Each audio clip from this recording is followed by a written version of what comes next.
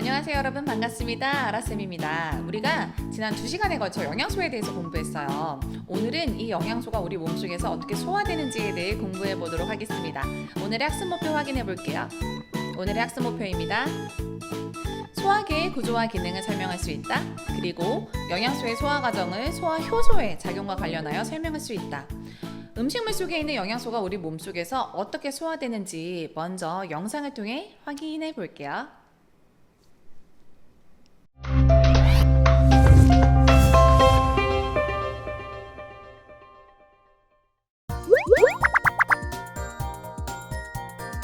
우리는 음식물 안에 들어있는 영양소야. 난 녹말, 난 단백질, 난 지방이지. 우리는 사람이 먹는 음식물 안에 들어있어. 우리는 사람의 몸으로 흡수가 될 거야. 우리와 같은 영양소들은 사람의 몸에서 어떻게 소화가 되는지 함께 여행해 볼래? 출발! 우리는 먼저 입으로 들어오게 되지. 내가 왜 이러지? 나 녹말은 입에서 침 속에 들어있는 아밀레이스라는 소화 효소의 작용으로 분해가 돼. 여기가 어디지? 내가 분해되고 있어. 여기는 위야. 위에서는 펩신이라는 소화 효소의 작용으로 내가 분해돼. 이제는 소장으로 갈 차례야. 이제는 내가 분해될 차례인가?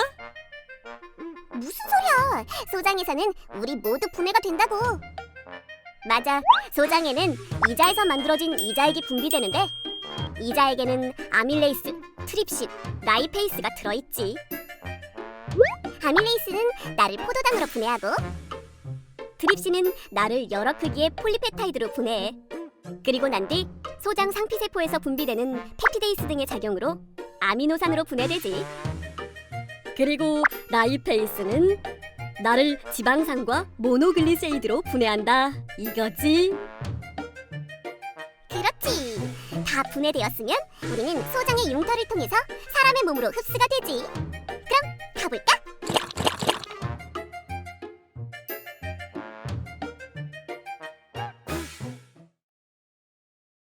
먼저 영상을 통해 몸속에서 3대 영양소가 분해되는 과정을 간단히 살펴보았는데요. 되게 낯선 용어들이 많이 나왔죠. 우리 친구들 겁먹지 말고 지금부터 선생님과 함께 차례차례 공부해 보도록 하겠습니다. 소화라는 것은 음식물을 작게 분해하는 과정이에요. 왜 분해해야 되는지 그것을 이해하기 위해서 밑에 있는 거 그림 좀 보도록 할게요. 비커 2개의 물이 겉에 담겨져 있고요. 그 다음에 그 안쪽에 셀로판 튜브가 이렇게 있습니다. 1번 비커는 이 튜브 안쪽에 녹말 용액이 들어있고요. 그 다음에 2번 비커는 이 튜브 안쪽에 포도당 용액이 들어있어요. 일정 시간이 지난 다음에 겉에 있는 물을 채취해서 아이오딘 반응, 또 2번 비커 바깥쪽에 있는 물을 채취해서 베네딕트 반응을 했는데요. 아이오딘 반응은 무엇을 검출하지요? 녹말을 검출하는 반응입니다. 그 다음에 베네딕트는 포도당을 검출하죠. 자, 결과가 어떻게 되었을까요? 녹말 용액이 나왔는지 아이오딘 반응을 했더니 여기서는 반응이 없었어요. 즉 녹말 검출이 되지 않았습니다. 2번 비커 베네딕트 반응을 했는데 얘는 반응이 일어났어요. 즉 포도당이 검출됐다라는 거죠. 이 실험을 통해서 셀로판 튜브 안에 있던 녹말이 밖으로 1번은 나오지 못했고 2번은 밖으로 나온 것을 확인할 수 있는데요. 자, 오른쪽 볼게요. 이러한 셀로판 막과 우리 몸을 구성하고 있는 세포, 이 세포를 둘러싸고 있는 세포막은 둘 다 반투과성 막이에요. 반투과성 막의 특징은 사이사이에 작은 구멍이 나와 있어서 아주 크기가 큰 것들은 구멍을 통과하지 못하지만 작은 입자들은 통과할 수가 있습니다. 자, 이 부분에 대해서 설명을 해보도록 할게요. 자, 이 실험을 통해서 우리가 얻을 수 있는 교훈이 무엇인가? 음식물이 우리 몸에 들어와서요, 영양소가 이용되기 위해서는 세포 안으로 흡수가 되어야 됩니다. 근데 이 세포막은 방금 전에 봤듯이 무엇으로 이루어져 있어요? 반투과성 막으로 이루어져 있어요. 반투과성 막은 덩어리가 큰 입자들은 통과시키지 못합니다. 즉 음식물 속에 있는 탄수화물, 단백질, 지방은 굉장히 크기가 크거든요.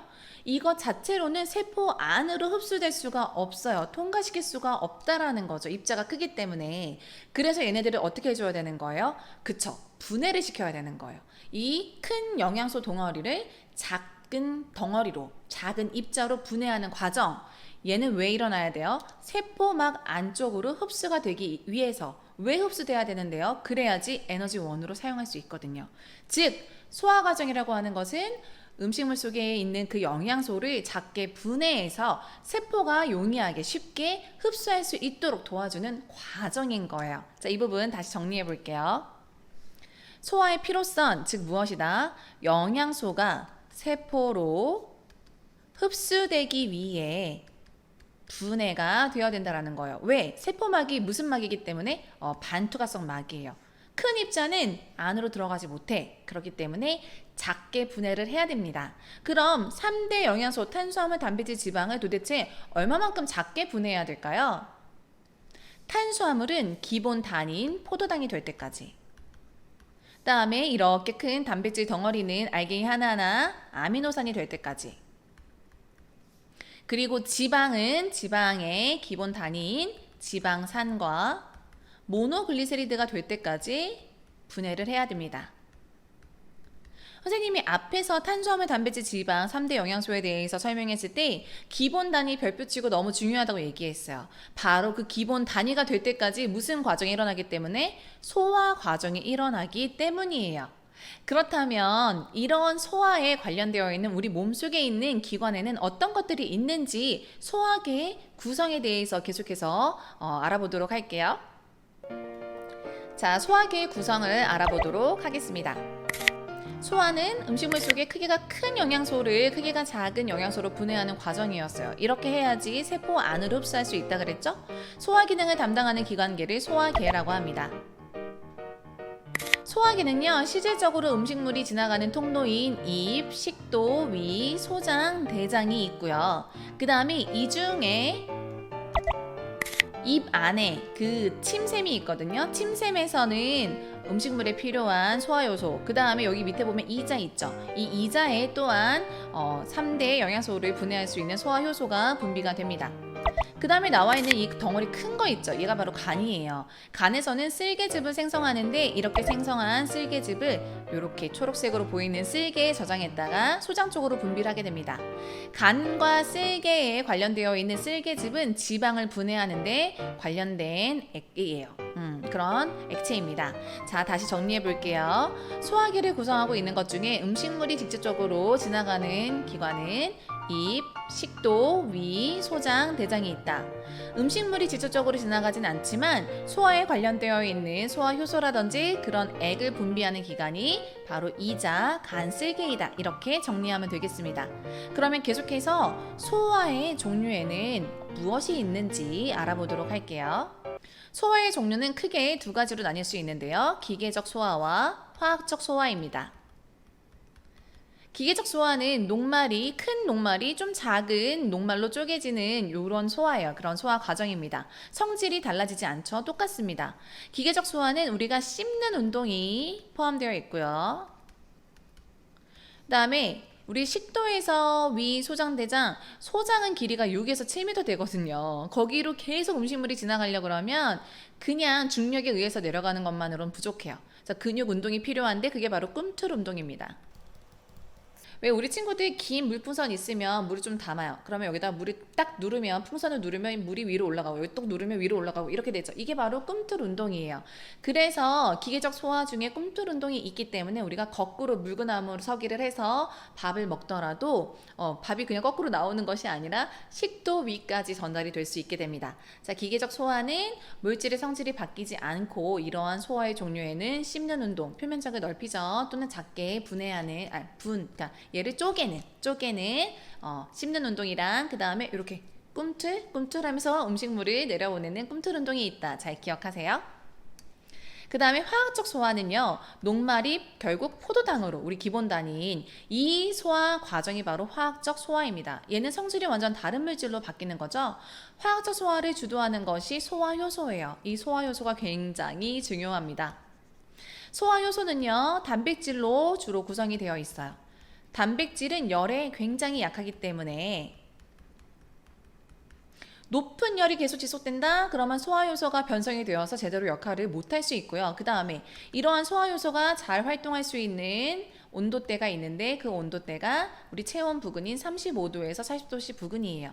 그래서 우리가 체온을 36.5도로 힘들게 유지하는, 많은 에너지를 써서 유지하는 이유 중에 하나는 소화효소가 활성화되는 온도이기도 합니다. 소화효소가 활성화되는 온도를 유지하기 위해서 이렇게 기억을 하면 될 것 같아요. 그 다음에 두 번째로는 기질 특이성인데요. 자, 이 부분 설명해 볼게요. 탄수화물을 소화시키는 소화효소는 단백질이나 지방을 소화시키지 못해요. 즉, 한 가지 소화효소는 한 가지의 영양소만 이렇게 분해를 할 수가 있습니다. 이걸 우리가 기질 특이성이라고 해요. 그래서 우리가 좀 힘들긴 하지만 이 탄수화물이 포도당이 될 때까지, 그리고 단백질이 아미노산이 될 때까지, 지방이 지방산과 모노글리세리드로 분해될 때까지 각각의 역할을 하는 소화효소들을 하나하나씩 다 기억을 해줘야 됩니다. 그래서 지금부터 입에서부터 일어나는 소화 과정 계속해서 살펴볼게요. 자, 입에서의 소화입니다. 입에서는요, 여러분, 탄수화물이 맨 처음 소화가 돼요. 근데 탄수화물 중에서도 녹말, 우리 음식물 속에 대부분 이렇게 들어있는 탄수화물의 형태가 녹말이거든요. 녹말이 처음 소화가 됩니다. 침샘에서 침이 분비가 되면 이 침 속에 소화효소가 있는데요. 그 소화효소의 이름이 아밀레이스예요. 자, 녹말은 이 침에 포함되어 있는 아밀레이스에 의해서 엿당으로 분해가 됩니다. 녹말은 단맛이 없어요. 하지만 엿당은 단맛이 납니다. 그래서 우리 친구들이 밥을 입안에 넣고 오랫동안 계속 씹으면 나중에 단맛이 느껴지거든요. 그것은 침 속에 있는 아밀레이스에 의해서 녹말이 엿당으로 분해되었기 때문이에요. 앞으로 계속해서 다양한 소화 효소들이 나오게 될 텐데요. 그 소화 효소들의 이름, 무슨 이스 이렇게 끝나는 것들은 소화 효소구나 우리 친구들이 기억을 하면 되겠고요. 방금 전에 선생님이 얘기했던 침 속에 있는 아밀레이스에 의해서 녹말이 엿당으로 분해가 되는 것을 실험 영상을 통해서 다시 확인해 볼게요.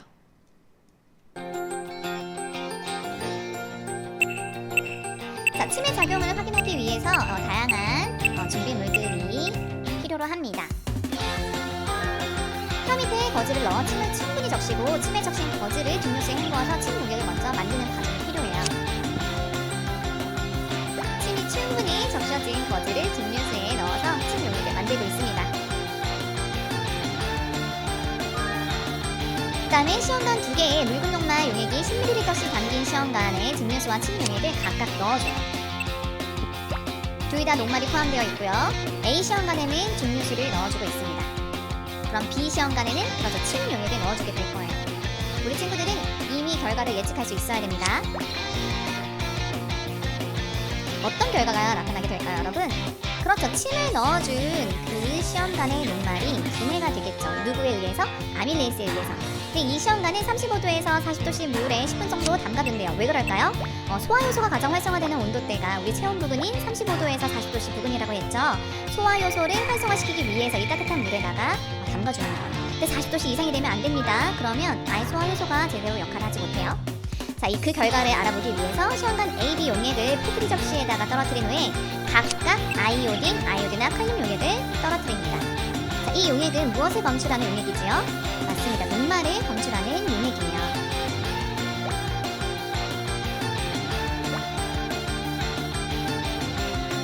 자, 떨어뜨렸을 때 그 결과를 한번 볼까요?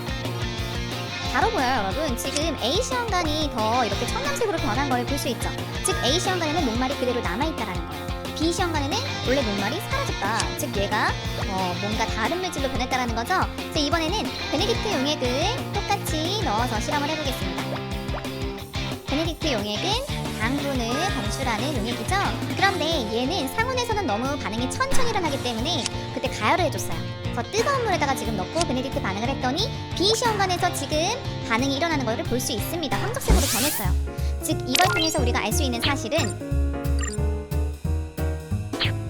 시험관 A는 증류수만 넣었기 때문에 녹말이 그대로 남아있어서 아무런 변화가 있지 않았고 B 시험관은 침 용액을 넣었는데 녹말이 사라지고 당분이 검출이 되었다. 즉 침 속에 당분으로 변화시키는 소화효소가 있다라는 것을 우리가 이 실험을 통해서 확인할 수 있습니다. 자, 이렇게 해서 우리가 입에서 특히 침에 위에 있는 소화 요소인 아밀레이스에 의해서 소화 과정이 일어나는 것을 실험 영상을 통해서 확인해 보았고요. 이번에는 계속해서 위에서의 소화 보겠습니다. 위에서는요, 여러분 단백질이 처음으로 소화가 돼요. 위샘에서 분비되는 위액에는 소화 효소인 펩신이 있고요. 우리 펩시콜라 생각하세요. 펩신. 그 다음에 염산이 분비가 되는데요. 이 염산이 강한 산성 물질이에요. 강산 물질이고 소화 요소는 아닙니다. 이거 잘 기억하세요. 얘는 소화 요소는 아니에요. 얘가 그러면 무슨 역할을 하나? 강한 산성이기 때문에 음식물과 같이 들어온 세균들을 죽입니다. 그래서 살균 작용을 하고요. 음식물의 부패를 방지해요. 밥 먹고 자면 음식물이 우리 몸속에 오랜 시간 동안 머물게 되잖아요. 그때 음식물이 몸속에서 썩으면 안 되겠죠. 이러한 음식물의 부패를 염산이 막아주는 거예요.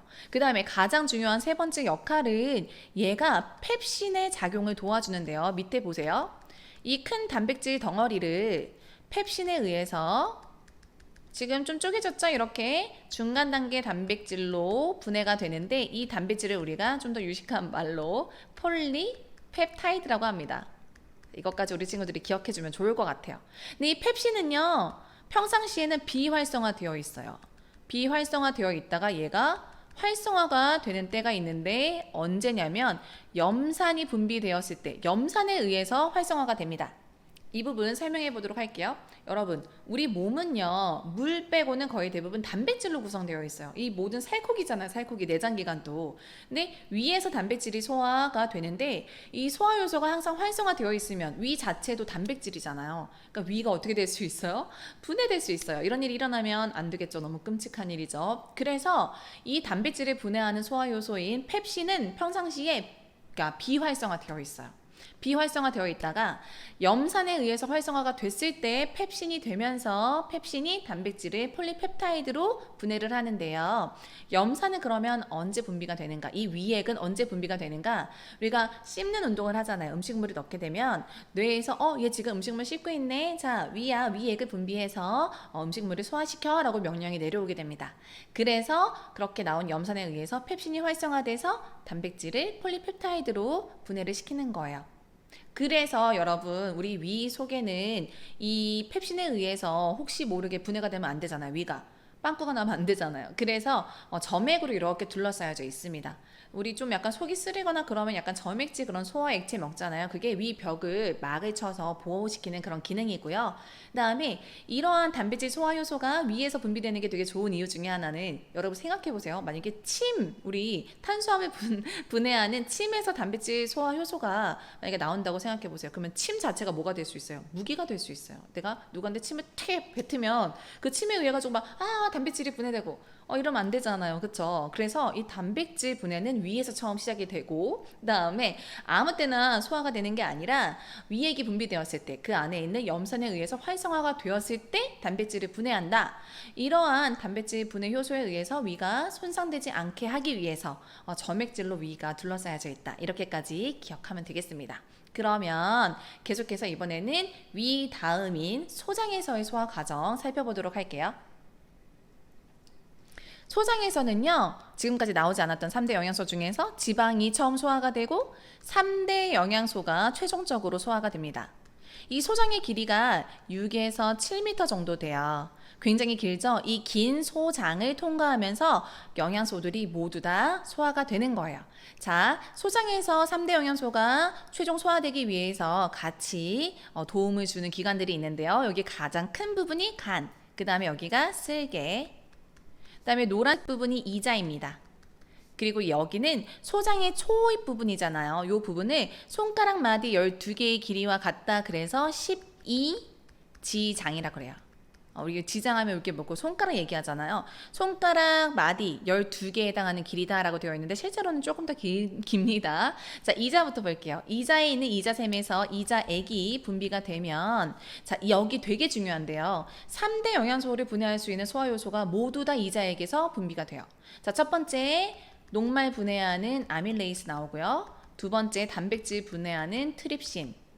그리고 세 번째는 지방을 분해하는 라이페이스가 나옵니다. 이자에 문제가 있으면 3대 영양소의 소화에 문제가 있게 되겠죠. 특히 특히 지방을 분해하는 라이페이스는 이자액에서만 분비되기 때문에 지방 소화에 큰 문제가 있을 수 있어요. 그래서 이자 굉장히 중요한 역할을 한다는 거 잘 기억하고요. 그다음에 쓸개즙 한번 볼게요. 이 쓸개즙이 우리 간에서 생성이 되고 그다음에 쓸개에 잠시 저장되었다가 쓸개에서 십이지장 쪽으로 분비가 됩니다. 얘는 소화 요소는 아니에요. 하지만 지방을 유화시키는데, 유화라고 하는 것은 소화액과 접촉하는 표면적이 넓어지는 과정을 얘기합니다. 이 지방 덩어리가 굉장히 크잖아요. 얘를 갖다가 좀 이렇게 기계적 소화, 잘라놓는 거예요.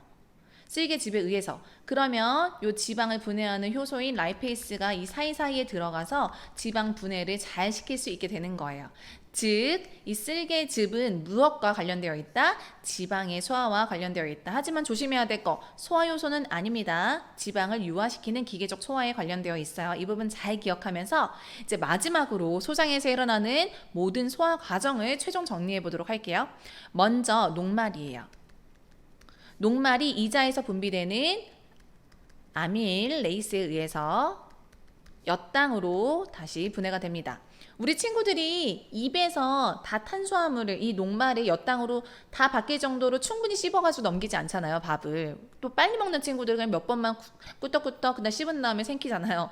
그래서 미처 엿당으로 분해되지 못한 것이 소장에서 다시 한번 분해가 되는 거예요. 누구에 의해서? 이자액에서 포함되어 있는, 이자액에 포함되어 있는 아밀레이스에 의해서. 그 다음에 이 엿당은요, 소장에서 분비되는 말테이스에 의해서 최종적으로 포도당으로 분해가 됩니다. 자, 이렇게 알갱이 하나짜리. 자, 최종 포도당. 그 다음에 단백질 볼게요. 단백질은 우리 위에서 한번 폴리펩타이드로 분해를 했잖아요. 이 폴리펩타이드 형태가 지금 이렇게 뚝뚝뚝 끊어진 거 볼 수 있죠. 아미노산이. 얘가 이자에서 나오는 트립신에 의해서 좀 더 작은, 지금 여기 알갱이 4개인데 여기 지금 3개 됐어요. 좀 더 작은 폴리펩타이드로 분해가 됩니다.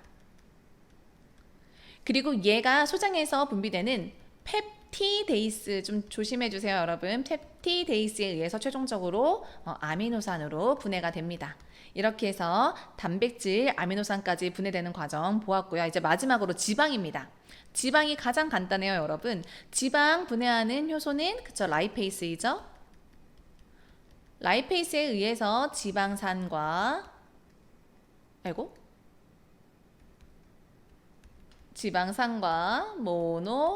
모노글리세리드로 분해가 되는데요. 이 라이페이스는 혼자 작용하지 않는다 그랬어요. 얘가 잘 작용할 수 있도록 지방을 유화시켜주는 것이 쓸개즙이다. 그래서 쓸개즙 분비가 제대로 되지 않으면 지방이 잘 소화되지 않을 수가 있어요. 그래서 이렇게 탄수화물, 단백질, 지방의 최종 기본 단위까지 소화되는 과정을 이렇게 정리를 해보았는데요. 우리 친구들 선생님 이거 다 어떻게 해요? 약간 걱정하는 친구들이 있을 것 같아요. 선생님이 입에서부터 최종 소장까지 일어나는 모든 소화 과정을 다시 한번 최종 정리해 보도록 할게요. 자, 탄수화물, 단백질, 지방의 소화 과정을 총 정리해 보겠습니다. 우리가 먹은 음식물 속의 녹말, 단백질, 지방은 소화효소의 작용으로 분해가 되죠. 먼저 탄수화물의 소화 과정 볼게요. 얘는 침에 있는 아밀레이스에 의해서 우선 엿당으로 맨 처음에 쪼개지고요. 그럼에도 불구하고 분해가 되지 않은 그런 녹말은 어디에서? 소장에서 다시 이자에서 분비되는 아밀레이스에 의해서, 그 다음에 마지막으로 말테이스에 의해서 포도당으로 이렇게 분해가 됩니다. 그 다음 단백질 소화 과정 볼게요. 단백질은 입을 통과해서 위에서 처음 소화 과정이 일어난다 그랬죠? 위에 있는 무엇에 의해서? 그렇죠. 펩신에 의해서 먼저 폴리펩타이드로 이렇게 쪼개지고요. 그 다음에 소장으로 내려온 다음에 이 폴리펩타이드가 이자에서 분비되는 트립신에 의해서 좀 더 작은 폴리펩타이드로 나눠진 다음에 최종적으로는 펩티데이스에 의해서 아미노산으로 분해가 됩니다. 자, 마지막으로 지방이 가장 간단했죠? 지방은 다 통과해서 소장까지 내려온 다음에 소장에서부터 분해가 일어나는데요. 이 지방을 분해하는 소화효소는 누구이다? 그렇습니다. 라이페이스예요. 근데 라이페이스만 작용하면 안 된다 그랬죠? 얘가 지방산과 모노글리세리드로 이렇게 분해되기 위해서 쓸개즙의 도움을 받습니다. 하지만 쓸개즙은 소화효소는 아니라고 했어요. 자, 이 세 가지 3대 영양소의 모든 소화 과정을 우리 교과서에 이렇게 그림 나와 있죠. 최종으로 우리 친구들이 정리할 수 있어야 되겠고요. 마지막으로 영양소의 소화 과정, 탄수화물, 녹말은 아밀레이스 등의 작용을 받아 포도당으로 분해된다. 단백질은 펩신, 트립신 등의 작용을 받아 아미노산으로 분해된다. 지방은 라이페이스의 작용을 받아 지방산과 모노글리세리드로 분해된다. 이렇게 오늘 소화 과정을 모두 공부해 보았습니다. 여러분, 오늘 수업 내용이 약간 길었죠? 좀 이게 길게 느껴지는 친구들은 2번에 나눠서 수업을 들어도 될 것 같아요. 오늘은 우리가 소화 과정에 대해서 공부했고요. 다음 시간에는 이렇게 분해된 영양소들이 우리 몸에 어떻게 흡수되는지에 대해 공부해 보도록 하겠습니다. 우리 친구들 긴 시간 강의 듣느라고 너무 고생 많았고요. 선생님은 다음 시간에 보도록 할게요. 안녕.